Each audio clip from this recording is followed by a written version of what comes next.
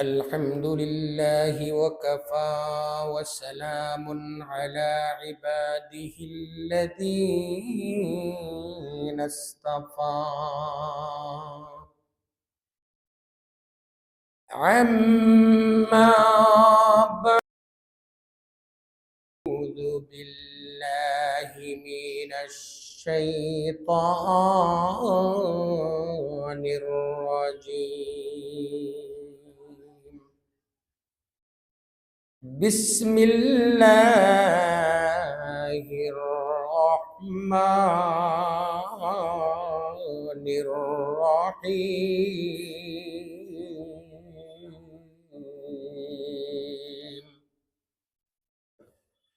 سبحان الذي أسرى بعبده ليلا من المسجد الحرام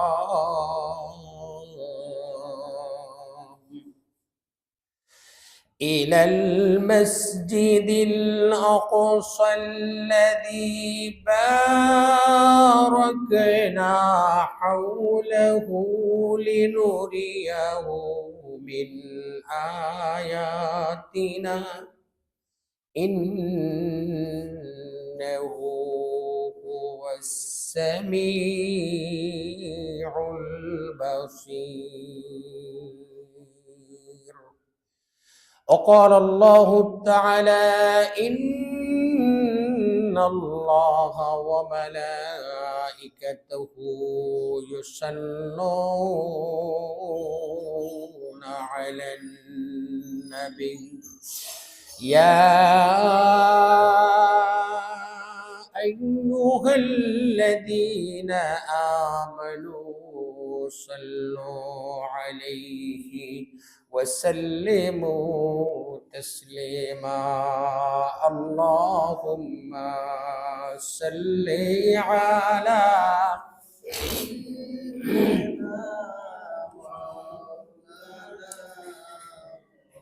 وعلى آل سيدنا مولانا यहाँ हम सब मुसाफिर हैं वही आखिर ठिकाना कोई आगे रवाना है कोई पीछे रवाना अल्लाहुम्मा सल्ली अला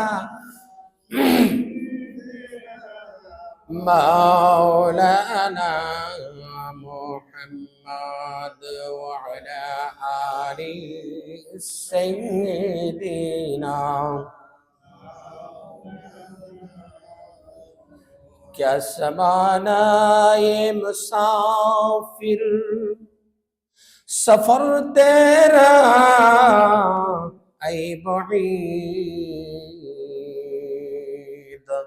रंज के दरिया में किश्ती मुझ तूफा है मजीद अल्लाहुम्मा सल्ली अला सय्यिदिना मौलाना मुहम्मद व अला आलि सय्यिदिना मौलाना मुअज्जज़ हाज़िरीन अल्लाह पाकेर असंख्य गणित मेहरबानी যে আল্লাহ পাক রব্বুল আলামিন আপনিও আমাদেরকে পবিত্র দিন শুক্রবার জুমার নামাজ পড়া এবং খুতবা শোনার জন্য আমরা মসজিদে এসে একত্রিত হইতে পেরেছি। এই জন্য আল্লাহ পাক রব্বুল আলামিনের আলিশান দরবারে শুকরিয়া জ্ঞাপন করি আলহামদুলিল্লাহ। রজবের মাস আমরা মুহাম্মদুর রাসূলুল্লাহ সাল্লাল্লাহু আলাইহি ওয়াসাল্লামের মেরাজ নিয়ে আলোচনা করতেছিলাম, কারণ ওই মাসটি পবিত্র মেরাজের ঘটনা প্রসিদ্ধ। এই মাসের প্রসিদ্ধ ঘটনা হচ্ছে পবিত্র মেরাজের ঘটনা। মুহাম্মদুর রাসূলুল্লাহ সাল্লাল্লাহু আলাইহি ওয়াসাল্লাম উম্মে হানির ঘরে শাহিত দুজন ফেরেশতা আসছেন আসিয়া মুহাম্মদুর রাসূলুল্লাহকে জাগ্রত করছেন। জাগ্রত করিয়া ওনাকে জমজম কূপের কাছে নিয়ে বক্ষ বিদারণ করে এইবার ওনার জন্য বুরাক আনা হয়েছে ওনাকে নিয়ে যাওয়ার জন্য। মুহাম্মদুর রাসূলুল্লাহ সাল্লাল্লাহু আলাইহি ওয়াসাল্লামকে যখন বুরাকের কাছে নিয়ে আসা হলো, তখন বুরাক নড়াচড়া করতে শুরু করলো। জিবরিল আমিন বুরাককে উদ্দেশ্য করে বলল, হে বুরাক, তুমি কি জানো তোমার কাছে আজকে কে সওয়ার হবে? সঙ্গে সঙ্গে জিবরিল আমিন বলল, হে বুরাক, ইতিপূর্বে এর চেয়ে দামি কোনো সওয়ারি তুমি বহন করো নাই। সঙ্গে সঙ্গে বুরাক লজ্জায় আবনত হয়ে গেল, পিঠ নিচু করে দিল, বুরাকের জবান খুলে গেল। বুরাক বলে উঠল, ইয়া রাসূলুল্লাহ, ইয়া হাবিবাল্লাহ, আপনি আমার উপরে সওয়ার হয়ে বসুন। দেখবেন অতি দ্রুত, অত্যন্ত বিনয় নম্রতার সহিত, আরামের সহিত আমি বাইতুল মুকদ্দাস পর্যন্ত পৌঁছিয়ে দিব, আপনি একটুও টের পাবেন না। মুহাম্মদুর রাসূলুল্লাহ সাল্লাল্লাহু আলাইহি ওয়াসাল্লাম বুরাকের পিঠে আরোহণ করলেন। বুরাক সম্পর্কে কিতাবের মধ্যে আসছে, বুরাক একটা জান্নাতি প্রাণী, 4 পাওয়ালা একটা সাদা রঙের জান্নাতি প্রাণী, যা কচ্ছরের চেয়ে একটু ছোট এবং গাধার চেয়ে একটু বড়। অথচ আমাদের দেশে দেখা যায় বিভিন্ন বুরাকের ছবির আকৃতি দিয়ে মনোগ্রাম দেওয়া হয়, ক্যালেন্ডার দেওয়া হয় কি হয় না? এটা অর্ধেকটা লেডিস আর অর্ধেকটা জন্ডিস, এমন না? পুরুষ মহিলার আকৃতি দুইটাকে একত্র করে ধারণ করে দুটি পাখা দিয়ে একটা বুরাকের প্রতিচ্ছবি দেওয়া হয়। বলেন নাউজুবিল্লাহি মিন জালিক। যারা এগুলা করে এবং যাদের ঘরে রাখে, আল্লাহর দরবারে জবাব দিতে হবে। জান্নাতের একটা প্রাণী, যে প্রাণীটি একমাত্র মুহাম্মদুর রাসূলুল্লাহর মেরাজের জন্য নির্দিষ্ট করা হয়েছিল, ওই প্রাণীটাকে আপনি ব্যঙ্গচিত্র করে আপনি এর ছবি দিয়ে আগরবাতি বিক্রি করেন। আসে না আগরবাতি, মোমবাতি, এইগুলার ছবি এর মনোগ্রাম দিয়ে দেওয়া হয়। এটা সম্পূর্ণ নাজায়েজ। এই প্রাণীটাকে, এই সম্মানী পবিত্র প্রাণীটাকে, যেই প্রাণীটা মুহাম্মদুর রাসূলুল্লাহর সাথে জান্নাতে যাবে, এই প্রাণীটাকে ব্যঙ্গচিত্র করা হয়। মুহাম্মদুর রাসূলুল্লাহকে যখন এই প্রাণী সম্পর্কে, জান্নাতি এই বুরাক সম্পর্কে বলা হচ্ছে, বুরাকের গতি এত বেশি, যার দৃষ্টির শেষ সীমায় গিয়ে এক কদম পড়ে। সুবহানাল্লাহ বলবেন না? আপনি এখান থেকে যদি কোনো ভারী করে না থাকে, 15-20 কিলোমিটার দূর পর্যন্ত আপনার চোখের পাওয়ার চলে যাবে, যাবে কি যাবে না? তাহলে এই 15-20 কিলোমিটার দূর পর্যন্ত যদি আপনার পলকের শেষ প্রান্তে যায়, দৃষ্টির শেষ সীমা পর্যন্ত যায়, তাহলে বুরাকের হবে এক কদম। কয় কদম? এই ধরনের কদম আল্লাহ কয়টা বানিয়েছেন? 7টা। তাহলে এর গতিসীমা কত দেখেন তো একটু। মুহাম্মদুর রাসূলুল্লাহ সাল্লাল্লাহু আলাইহি ওয়াসাল্লামকে নিয়ে বুরাক রওনা হচ্ছে, জিবরাইল মিকাইল সঙ্গে আছে। এইবার মুহাম্মদুর রাসূলুল্লাহ সাল্লাল্লাহু আলাইহি ওয়াসাল্লাম এই দুনিয়ার জমিনে, এই মসজিদে হারাম থেকে মসজিদে আকসা পর্যন্ত, বাইতুল মুকদ্দাস পর্যন্ত পৌঁছতে বিভিন্ন ঘটনা এবং নিদর্শন উনি পর্যবেক্ষণ করছেন। আর আসলে আল্লাহ পাক রব্বুল আলামিন এই মেরাজকে সংগঠিত করার কারণেই ছিল মুহাম্মদুর রাসূলুল্লাহ সাল্লাল্লাহু আলাইহি ওয়াসাল্লামকে আল্লাহ ওই সমস্ত জিনিস দেখানো, নিদর্শনগুলা দেখানো। কারণ হাসরের ময়দানে বান্দারা বলবে, কিছু কিছু উম্মতেরা বলবে যে আল্লাহ, যদি আমাদের মধ্য থেকে একজন সাক্ষী নিযুক্ত করে দিতেন, আমাদের পক্ষ থেকে একজনকে জান্নাত জাহান্নামটা সচক্ষে দেখাতেন, তাহলে আমরা আর অপরাধ করতাম না, পাপ করতাম না, আমরা সবাই নেককার হয়ে যেতাম, সবাই নেককার হয়ে যেতাম। এই জন্য আল্লাহ পাক রব্বুল আলামিন হাসরের ময়দানে যেন কোনো বান্দা বলতে না পারে আমাদের পক্ষ থেকে একজনকে তো আপনি জান্নাত জাহান্নাম এবং আখিরাত সম্পর্কে আপনি সচক্ষে দেখেন নাই, এই কথাটি যেন অস্বীকার করতে না পারে, এই জন্য আল্লাহ পাক রব্বুল আলামিন মুহাম্মদুর রাসূলুল্লাহকে মেরাজের ব্যবস্থা করলেন। কই যাই বাইরে উসমান, চতুর্দিকে আসমান, সেই সময় কোনো উজর চলবে না, উজর চলবে না।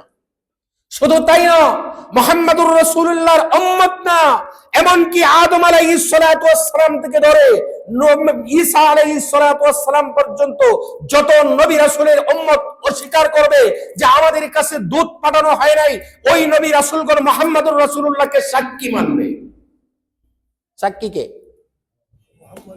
মুহাম্মদুর রাসূলুল্লাহ সাল্লাল্লাহু আলাইহি ওয়াসাল্লাম সাক্ষী দেবেন। উনি সচক্ষে আল্লাহর সম্পূর্ণ কুদরতের লীলা এবং জান্নাত জাহান্নাম পর্যবেক্ষণ করেছেন, আরশে আজিম পর্যন্ত পরিভ্রমণ করেছেন, আল্লাহর সাক্ষাৎ লাভে ধন্য হয়ে দুনিয়াতে ফিরে এসেছেন। মুহাম্মদুর রাসূলুল্লাহকে নিয়ে যখন জিবরিল আমিন এবং মিকাইল চলতেছে, এমত অবস্থায় প্রতিমধ্য রাস্তার মধ্যে দেখেন একজন বৃদ্ধা মহিলা, একজন বৃদ্ধা খুব সুন্দর সেজে গুজে নতুন বধূর শাড়ি পরে রাস্তায় দাঁড়িয়েছে। মুহাম্মদুর রাসূলুল্লাহ সাল্লাল্লাহু আলাইহি ওয়াসাল্লামকে দেখে হাত ছানি দিয়ে রাখতেছে। জিবরিল আমিন বললেন, ইয়া রাসূলুল্লাহ, ইয়া হাবিবাল্লাহ, আপনি এদিকে খান দিবেন না, সামনে চলুন, আপনি এদিকে তাকাবেন না। মুহাম্মদুর রাসূলুল্লাহ সাল্লাল্লাহু আলাইহি ওয়াসাল্লাম সামনের দিকে যাচ্ছেন, এমত অবস্থায় দেখছেন রাস্তার কিনারে আরেক বৃদ্ধ খুব সুন্দর করে সাজুগুজু করে একদম ইয়াং এবং যুবকের মতো উনি সেজে গুজে উনি মুহাম্মদুর রাসূলুল্লাহকে হাত ছানি দিয়ে রাখছে। এইবার জিবরিল আমিন বলতেছে, ইয়া রাসূলুল্লাহ, ইয়া হাবিবাল্লাহ, আপনি ডানে বামে তাকাবেন না, কারো ডাকে আপনি সাড়া দিবেন না, সামনে চলুন। আরো কিছু দূর গেলেন, যাওয়ার পর দেখলেন কিছু মানুষ বসা আছে, কয়েকজন বসা আছে। মুহাম্মদুর রাসূলুল্লাহ সাল্লাল্লাহু আলাইহি ওয়াসাল্লাম জিবরিল আমিনকে বলল, হে জিবরিল আমিন, এরা কারা এখানে বসে আছে? তখন জিবরিল আমিন মুহাম্মদুর রাসূলুল্লাহকে বলল, ইয়া রাসূলুল্লাহ, ইয়া হাবিবাল্লাহ, এরা হচ্ছে আপনার ভাই হযরত মূসা আলাইহিস সালাতু ওয়াস সালাম এবং আপনার পিতা ইব্রাহিম আলাইহিস সালাতু ওয়াস সালাম। আপনি এদেরকে সম্বোধন করে সালাম করুন। মুহাম্মদুর রাসূলুল্লাহ সাল্লাল্লাহু আলাইহি ওয়াসাল্লাম এদেরকে সালাম করলেন। মুহাম্মদুর রাসূলুল্লাহ বলেন, আমি এই সফরে আমি ইব্রাহিম আলাইহিস সালাতু ওয়াস সালামকে ওনার কবরের উপরে দাঁড়িয়ে নামাজ পড়তে দেখেছি। এইবার জিবরিল আমিনকে জিজ্ঞাসা করলেন, মুহাম্মদুর রাসূলুল্লাহ, জিবরাইল, একজন বৃদ্ধ যে আমাকে এইভাবে ডাকলো, তুমি বললে আমি এদিকে তাকাবো না, আবার আরেকজন বৃদ্ধ আমাকে এইভাবে ডাকলো, ওরা কারা? জিবরিল আমিন পরিচয় দিচ্ছে, ইয়া রাসূলুল্লাহ, ইয়া হাবিবাল্লাহ, প্রথম যে বৃদ্ধ ব্যক্তিটিকে রূপসী সুরসী সুন্দরী নারীর মতো মনে হচ্ছে, আসলে সে একটা বৃদ্ধা মহিলা। ওই মহিলাটা সাজুগুজু করে একদম নতুন বধূর শাড়ি পরে আপনাকে আহ্বান করছে, এ হচ্ছে দুনিয়া। মজার ব্যাপার হচ্ছে, দুনিয়ার বয়স যখন যত বাড়তেছে ততই দুনিয়ার চাকচিক্য এবং সৌন্দর্য বাড়তেছে কি বাড়তেছে? আজকে যা পরিলক্ষিত হয় যে বড় বড় বিল্ডিং ইমারত দেখা যায়, এত সুন্দর সুন্দর বিল্ডিং ইমারত এক সময় ছিল না।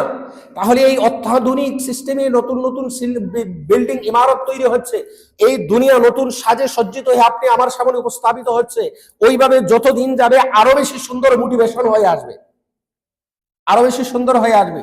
এই দুনিয়ার কাজটাই হলো, দুনিয়া সুন্দর হয়ে আপনার সামনে আপডেট হয়ে আসবে, যাতে আপনি দুনিয়ার প্রতি ঝুঁকে পড়েন। অথচ আল্লাহ রাসূল সাল্লাল্লাহু আলাইহি ওয়াসাল্লাম বলেন, আদ-দুনিয়াউ জিফাতুন ওয়া তালিবুহা কিলাব, দুনিয়া হচ্ছে একটা মরা মুরগ, একটা মৃত্যু মরা মুরগের মতো। একটা মৃত্যু মরা মুরগ যদি নদী দিয়ে ভেসে যায়, এদের পিছনে দৌড়ায় কে? কুকুর। ঠিক তেমনি রাসূল বলেন, যারা এই দুনিয়ার পিছনে, এই মরা মুরগের পিছনে দৌড়াচ্ছে, এরা যেন কুকুর। এই জন্য জিবরিল আমিন মুহাম্মদুর রাসূলুল্লাহকে বলল, ইয়া রাসূলুল্লাহ, ইয়া হাবিবাল্লাহ, এই জন্যই আমি আপনাকে বলেছি আপনি ওদিকে তাকাবেন না। যদি আপনি ওই দিকে তাকাতেন তাহলে আপনি দুনিয়ার দিকে ঝুঁকে পড়তেন। মুহাম্মদুর রাসূলুল্লাহ কি দুনিয়ার দিকে ঝুঁকে পড়েছিলেন? যদি মুহাম্মদুর রাসূলুল্লাহ দুনিয়া চাইতেন তাহলে পৃথিবীর সবচেয়ে বড় ধনী হইতে পারতেন কি পারতেন না? অনেকে বলে মুহাম্মদুর রাসূলুল্লাহ ছিলেন সবচেয়ে বড় দরিদ্র। আমি বলবো না, তোমার কথা সঠিক হয় নাই। মুহাম্মদুর রাসূলুল্লাহ সাল্লাল্লাহু আলাইহি ওয়াসাল্লাম ছিলেন দুনু জাহানের সবচেয়ে বেশি ধনী। মুহাম্মদুর রাসূলুল্লাহর ধন সম্পদ যা ছিল তা উজাড় করে আল্লাহর রাস্তায় দান করে দিচ্ছেন। কারণ দুনিয়াকে উনি প্রাধান্য দেন নাই, প্রাধান্য দিয়েছেন কোনটাকে? আমাদের জন্য, আমাদের জন্য শিক্ষণীয় কি? পবিত্র মেরাজ থেকে আমাদের শিক্ষণীয় হলো প্রাধান্য দিব আমরা কোন জগৎকে? আখেরাতকে প্রাধান্য দিব। আর দুনিয়াটাকে জরুরত মনে করে চলতেছি, আদায় করতেছি, দুনিয়ার যা প্রয়োজন এটা জরুরত মনে করে করতেছি, আমার প্রাধান্য হবে আখিরাত। জিবরিল আমিন বললেন, ইয়া রাসূলুল্লাহ, ইয়া হাবিবাল্লাহ, দ্বিতীয় পর্যায়ে আপনি যাকে দেখছেন এই বৃদ্ধা আপনাকে ডাকছে, ওই বৃদ্ধা হচ্ছে শয়তান। শয়তান মানুষের চির দুশমন কিনা? ফজরের সময় নামাজ পড়তে মন চায়, কিন্তু শয়তান বলে, না বেটা, এই সারাটা রাত্র তোর ঘুম হয়েছে না, এখন শীতটাও চাপছে, ল্যাপটা মোড়া দিয়ে আরো ভালোভাবে ঘুমায়। কেউ ঘুমায় না। জহরের সময় আজান হয়ে গেছে, এইবার এরপরেও শয়তান বলে, আরে বাবা, আরেকটা পান খা, আরেকটা সিগারেট খা, আরেকটা চা খা। আরে জোহরের টাইম, আজানের পরেও আধা ঘন্টা সময় থাকে, জামাত পাইবে। শয়তানের কাজটাই হলো কোনোভাবে ছলে বলে কোলে কৌশলে আপনাকে দুঃখা দিয়ে আপনাকে নামাজ থেকে বিরত করা। এই জন্য মুহাম্মদুর রাসূলুল্লাহকে জিবরিল বলতেছে, ইয়া রাসূলুল্লাহ, ইয়া হাবিবাল্লাহ, আপনি যদি ওই বৃদ্ধার দিকে মনোযোগী হতেন তাহলে আপনি শয়তানের ওয়াসওয়াসায় পড়ে যেতেন। মুহাম্মদুর রাসূলুল্লাহ সাল্লাল্লাহু আলাইহি ওয়াসাল্লাম এই ঘটনা প্রবাহ পর্যবেক্ষণ করে সামনে যাচ্ছেন। হঠাৎ করে দেখতেছেন একদল লোক, এরা তামার নখ, লম্বা লম্বা নখ দিয়ে নিজের শরীর নিজে আঁচড়াইতেছে, সারাটা শরীরকে রক্তাক্ত করে দিচ্ছে। জিবরিল আমিনকে জিজ্ঞাসা করলেন, ভাই জিবরাইল, এরা কারা? নিজের শরীর নিজে আছড়িয়ে ওইভাবে রক্তাক্ত করে দিচ্ছে। জিবরিল আমিন বলতেছে, ইয়া রাসূলুল্লাহ, ইয়া হাবিবাল্লাহ, এরা আপনার উম্মতদের মধ্যে ওই সমস্ত লোক যারা জীবিত ভাইয়ের গোশত চিবায়। আপনার ভাই জীবিত অবস্থায় তার গোশত কামড়িয়ে আপনি খাচ্ছেন। মুহাম্মদুর রাসূলুল্লাহ সাল্লাল্লাহু আলাইহি ওয়াসাল্লাম জিবরিল আমিনকে বললেন, তা কেমন করে? জিবরিল আমিন বলল, ইয়া রাসূলুল্লাহ, ইয়া হাবিবাল্লাহ, এরা হচ্ছে দুনিয়াতে আপনার উম্মতদের মধ্যে একদল লোক থাকবে, এরা হলো গীবতকুর, সমালোচক এবং অন্যের অনিষ্টকারী মানুষ। আসেনি আমাদের সমাজে গীবত? আছে। গীবতটা তো আমাদের সমাজে, আমি প্রায়ই বলে থাকি, এটা গীবাত হয়ে গেছে। গীবাত যেমন সুস্বাদু খাবার, ঠিক তেমনি আমরা দুইজন একত্রিত হলে তৃতীয় ব্যক্তির গীবত শুরু হয়ে যায়। কয়েকদিন আগে আমি দোকানে বসে আছি, আমার আরেক ভাই গিয়ে শুরু করছে, এইগুলা বাদ দেন ভাই, জিকির করতে পারি না, আরেকজনের গীবত করে সময় নষ্ট করার কোনো ত্রুটি নাই। আল্লাহ রাসূল বলেন, তুমি যদি গীবত করো তাহলে তোমার মায়ের গীবত করো। কার গীবত? মায়ের। কারণ তোমার মা সবচেয়ে বেশি পাওনাদার তোমার কাছে। কারণটা হলো কি?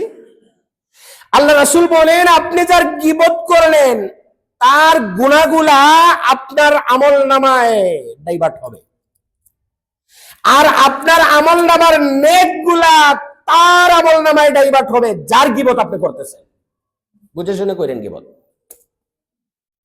হাসরের ময়দানে বান্দা দেখবে তার আমলনামায় অনেক নেকি ছিল, নেকি নাই। বলবে, আল্লাহ, আমার জুমার নামাজ কোথায় ছিল, আমার দান খয়রাত কোথায় ছিল, আমার এই করছি, সেই করছি, মসজিদ করছি, মাদ্রাসা করছি, এত দান খয়রাত, রাত্রে জাগ্রত হয়ে আমি তাহাজ্জুদের নামাজ পড়েছি, ইশরাক আওয়াবিন চাষ কোনোদিন মিস করি নাই, কোরআন তেলাওয়াত কোনো বাদ দেই নাই, জিকির কোনোদিন বাদ দেই নাই, এই সমস্ত নেকি আমার কোথায় গেল? আল্লাহ বলবেন, নেকি তোমার আমলনামায় ছিল, ওই নেকিগুলো অন্যকে দিয়ে দিয়েছো তুমি। অন্যকে? ইয়া রাসূলুল্লাহ, ইয়া আল্লাহ, আমি তো অন্যকে দিয়ে দেই নাই। আল্লাহ বলবেন, এর গীবত করেছিলে, তার আমলনামায় ওই নেকিগুলো ডাইভার্ট হয়েছে। এইভাবে দেখা যাবে তার আমলনামা ডিলিট হয়ে গেছে, কিচ্ছু নাই। এই জন্য রাসূল বলেন, তুমি যদি গীবত করো তাহলে তোমার মায়ের গীবত করো। তোমার মা হচ্ছে তোমার সবচেয়ে বেশি পাওনাদার। তাহলে তোমার মায়ের গীবত যদি তুমি করো, তোমার নেকিটা অন্তত আর কেউ পাবে না, তোমার মা পাবে। কে পাবে? মা পাবে। তাহলে গীবত করো, সমালোচনা করো, তোমার মায়ের করো। এই জন্য আজকের এই মেরাজের আলোচনা থেকে আমাদের শিক্ষণীয় হলো, রাসূল শিক্ষা দিচ্ছেন নিদর্শন, লিনুরিয়াহু মিন আয়াতিনা, আল্লাহ রাসূলকে এই মেরাজের ব্যবস্থাই করেছেন লিনুরিয়াহু মিন আয়াতিনা, ওনার নিদর্শন সমূহ অবস্থাটা আখিরাতের পর্যবেক্ষণ করার জন্য, জান্নাত জাহান্নাম দেখিয়ে দেওয়ার জন্য আল্লাহ ওই ব্যবস্থা করেছেন।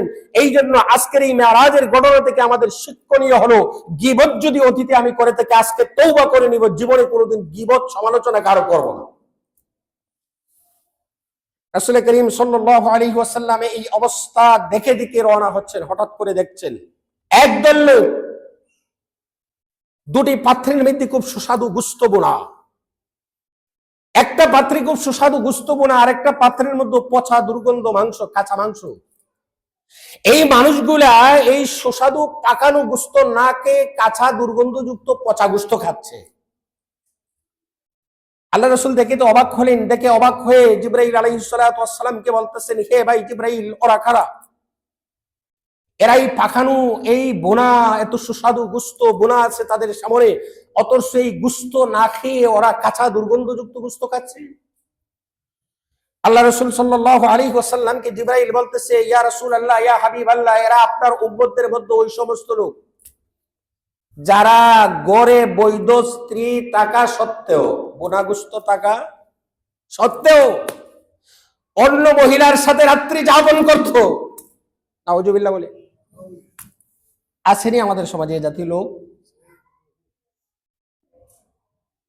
আল্লাহ রাসূলকে বললেন জিবরাইল, ইয়া রাসূলুল্লাহ, ইয়া হাবিবাল্লাহ, আপনার উম্মতদের মধ্যে ওই সমস্ত লোক যারা ঘরের মধ্যে বৈধ স্ত্রী থাকা সত্ত্বেও অন্য মহিলার সাথে রাত্রি যাপন করত, অন্য মহিলার সাথে আনাগুনা জিনা ব্যভিচারে লিপ্ত হতো, আজকে তাদেরকে ওইভাবে শাস্তি দেওয়া হচ্ছে। এরা বুনা ভালো খাবার থাকা সত্ত্বেও ভালো খাবার ওরা গ্রহণ করছে না, পচা দুর্গন্ধযুক্ত খাবার ওরা গ্রহণ করতেছে। এতেই বোঝা গেল এরা যে আল্লাহ পাক রব্বুল আলামিনের কাছে কত বড় পাপী, কত বড় পাপী এরা।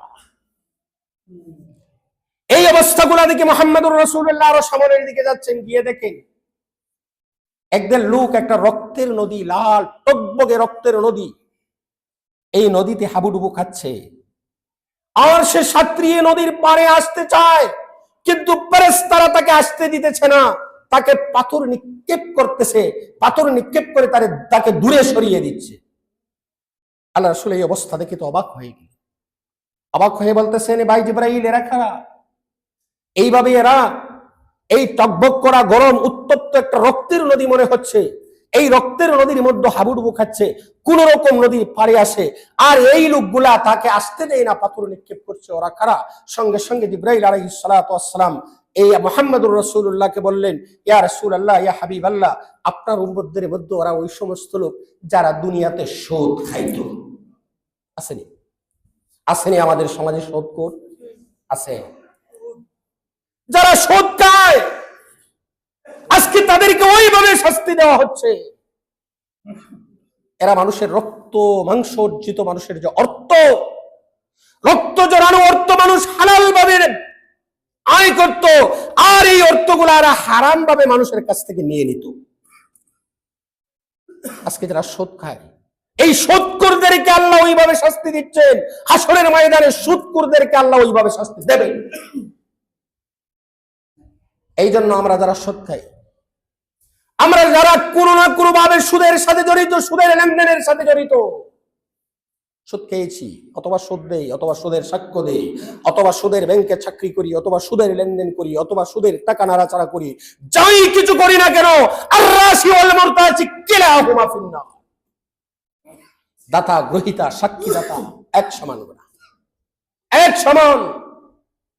এই জন্য রাসূলকে আল্লাহ এই মেরাজের রজনীতে সুদখোরের শাস্তি আল্লাহ সচক্ষে দেখিয়ে দিয়েছেন, যেন কোন উম্মত কিয়ামত পর্যন্ত এটা অস্বীকার করতে না পারে, এমনকি হাসরের ময়দানে আল্লাহর কাছে বলতে না পারে আল্লাহ সুদ যে হারাম, সুদের যে এত ভয়াবহ শাস্তি আমরা তো জানি নাই।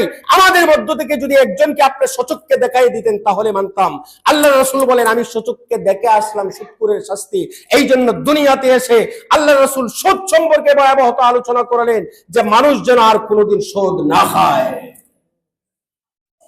এই জন্য আজকের এই মেরাজ থেকে আমার শিক্ষণীয় হলো, যদি আমি সুদের সাথে জড়িত থেকে আজকে আমি তওবা করে নিব, ব্রেক করব। অতীতে বহু কেজি সুদ, আর কোনোদিন হারাম খাইব না, আর কোনোদিন সুদের দ্বারে কাছে চাইব না, আর কোনোদিন সুদের লেনদেন করব না। আমি দাঁড়িয়ে গেলাম, আল্লাহ আপনাকে অন্য ব্যবস্থা করেই দিবেন। ওয়াল্লাযীনা জাহাদু ফীনা লানাহদিয়ান্নাহুম সুবুলানা। আপনি দাঁড়িয়ে যান, অন্যায় থেকে বাঁচার জন্য একটু চেষ্টা করেন। শুধু আমি দেখেছি বহুত, আমি নিজের জীবনে পরীক্ষা করে দেখেছি, দাঁড়িয়ে গেছি। আল্লাহ, আমি দাঁড়িয়ে গেলাম, এটা আর করবই না। আল্লাহ বলেন, বান্দা তুই একটা দরজা দিয়ে আগে প্রবেশ করতে, তুই ওইভাবে যখন দাঁড়িয়ে গেলে, ওয়াল্লাযীনা জাহাদু ফীনা লানাহদিয়ান্নাহুম সুবুলানা, আমি আল্লাহ তোকে ওয়াদা দিলাম, এক দরজা দিয়ে আগে তুই প্রবেশ করতে, শুধু একটা দরজা তোর জন্য খুলেছিল। এখন তুই দাঁড়িয়ে গেছ, আমি আল্লাহ তোর জন্য কমপক্ষে 70টা দরজা খুলে দেব। তারা সুদ খায়, অন্য কোনো ব্যবস্থা নেই, আগে সুদের লেনদেন করেই আমার জীবিকা নির্বাহ হতো। আপনি দাঁড়িয়ে যান, আল্লাহ সুদের পরিবর্তে উন্নত ব্যবসার ব্যবস্থা করে দিবেন আপনাকে। এইভাবে এই অবস্থাগুলা দেখে মুহাম্মদুর রাসূলুল্লাহ আরো কিছু দূর গেলেন, গিয়ে দেখেন একদল লোক বসে আছে, আরেক দল লোক তাদেরকে পাথরে নিক্ষেপ করে রক্তাক্ত করে দিচ্ছে, মাথাটাকে চূর্ণ বিচূর্ণ করে দিচ্ছে। এইবার আল্লাহ রাসূল জিবরিল আমিনকে বললেন, ভাই জিবরাইল, এটা তুই একচেটিয়া জুলুম হচ্ছে। কি জুলুম? একচেটিয়া জুলুম। ওরা তাদেরকে মাথাটাকে চূর্ণ বিচূর্ণ করে দিচ্ছে, পাথর নিক্ষেপ করে, আবার মাথা পুনরায় ভালো হচ্ছে, আবার চূর্ণ বিচূর্ণ করে দিচ্ছে। এরা কারা? তখন জিবরিল আমিন এদের পরিচয় দেন, ইয়া রাসূলুল্লাহ, ইয়া হাবিবাল্লাহ, এরা হচ্ছে আপনার উম্মতদের মধ্যে ওই সমস্ত লোক যারা নামাজে অলসতা করতো, যারা নামাজে আসেনি। যত লস আমাদের দেশে, বেটা কালী ফজরের আজান দিছে, জামাতের বাকি আরো 20-25 মিনিট, আরেকটু ঘুমাই এলো। এগুলা করতে করতে জামাতের টাইম আউট। জামাতের টাইম যখন আউট হয়ে গেছে, ঘুম থেকে উঠে দেখে জামাত শেষ, তড়িঘড়ি করে ওযু করে নিজে নিজে নামাজ পড়ে। এই জাতের অলস্কুর আছেন। জোহরের আজানের সময় হয়ে গেছে, দোকানের গদিতে ব্যবসাতে বসে আছে, কয় বেটা এখন দোকানে কাস্টমার আছে, যাইস নে, নামাজের টাইম আছে। দেখতে দেখতে আমাদের টাইম পার হয়ে গেল, কয় টাইম যেহেতু পার হয়ে গেছে, আচ্ছা একটু পরে পড়িস নে, একলত্তি করতে। এগুলা করতে করতে হঠাৎ গড়িতে তাকাই দেখে আসরে রক্ত শুরু হয়ে গেছে। তাহলে জহর রয়েছে না কাজা হয়েছে? জহর এইভাবে যখন কাজা হয়ে গেল, কয় বেটা এখন পর্যন্ত দুপুরে খাইছ, তার আগে ভাত খা। ভাত খাওয়ার পর একটা সিগারেট খা। একটা সিগারেট খাওয়া কোন রকম সূর্যটা লাল করে দেয়। ওই ধরনের অলস নামাজের মধ্যে আছে না নাই? আল্লাহ বলেন, ওই সমস্ত নামাজি অলস যারা,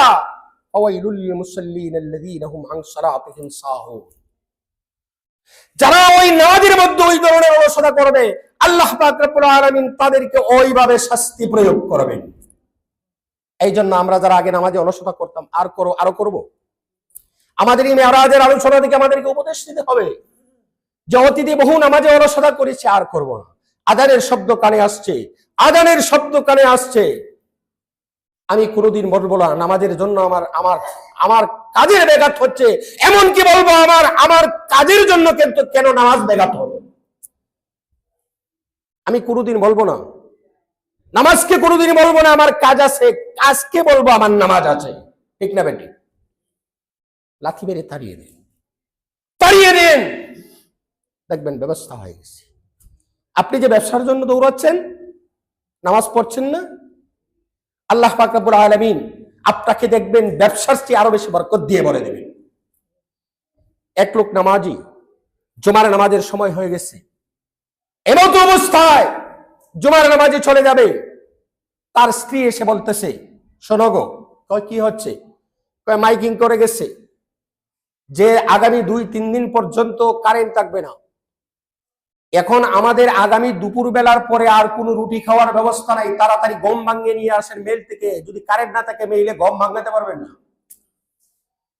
কই আমার নামাজের সময় হয়ে গেছে, জুমার নামাজে যেতে হবে।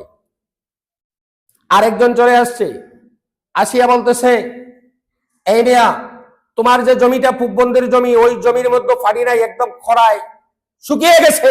তোমার পাশের জমিতে আমি পানি এনেছি, পানি আনার সিরিয়াল আজকে যদি পানি না আনো, আগামী 1 মাস পর্যন্ত পানির সিরিয়াল পাবে না। আরেকজন আসছে, আসিয়া বলতেছে, এই মিয়া, তোমার গরুটা যে দিয়া ইসলায় ঘাস খাওয়ার জন্য, এই গরুর রশি ছিঁড়ে গরু অন্যের জমিতে পড়েছে, অন্যের জমিতে পড়েছে, আমি দেখে আসছি।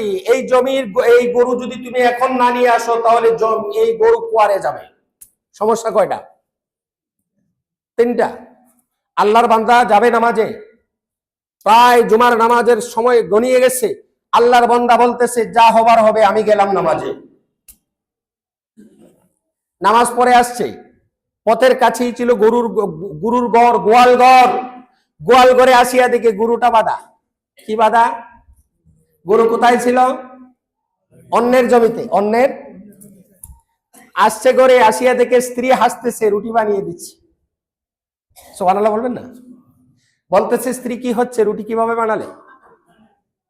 ড্রাইভার আসিয়া বলতেছে আপনারা না বলছিলেন আটা ভাঙাবেন, গম ভাঙাবেন, আজকে 3টার পরে আর কারেন্ট থাকবে না, এই জন্য নিজের মাথায় গম নিয়ে ভাঙিয়ে আটা বাড়িতে দিয়ে গেছে। সুবহানাল্লাহ বলবেন না? বন্ধ গেছে, কই গিয়া দেখি ক্ষেতের কি অবস্থা। ক্ষেত গেছে, গিয়া দেখে যে বেটার ক্ষেত পানি উঠাইছিল, এই বেটার জমিটা ছিল একটু উঁচু আর তার জমিটা ছিল একটু খাওয়ার কথা ছিল। কৃষক যারা আমরা চিনার কথা, আমি চিনি। পানি আইসা তার জমি একদম ভরে গেছে। কে করছে? কে করছে? ওনার নাম কি? উনি আগে ছিলেন, এখনো আছেন তো কিয়ামত পর্যন্ত থাকবেন না। তাহলে আমরা যে সমস্যা মনে করে ও নামাজ পড়ি না, উনি কি দেখেন কি দেখেন না আমার সমস্যা? যিনি দেখেন সমাধান করে দিতে পারেন কি পারেন না। আপনি শুধু তৈরি হতে হবে। আল্লাহ পাক রব্বুল আলামিন আমাদেরকে তৈরি হওয়ার তৌফিক দান করুন। আমরা যা শুনেছি মুহাম্মদুর রাসূলুল্লাহর মেরাজ থেকে নিদর্শন, এগুলা মানার চেষ্টা করব তো ইনশাআল্লাহ। আল্লাহ পাক রব্বুল আলামিন আমাদেরকে আমল করার তৌফিক দান করুন। ওয়া আখির দাওয়ানা আলহামদুলিল্লাহি রাব্বিল আলামিন।